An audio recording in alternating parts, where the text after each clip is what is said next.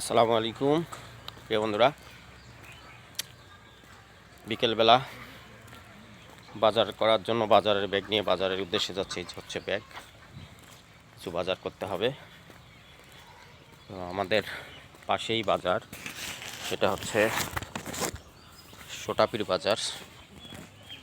ছোট্ট একটা বাজার, সব কিছুই পাওয়া যায় না, কিন্তু কোনো রকম চলার মতো টুকটাক পাওয়া যায় আর কি। সেজন্য বাজারে যাচ্ছি। তো বন্ধুরা,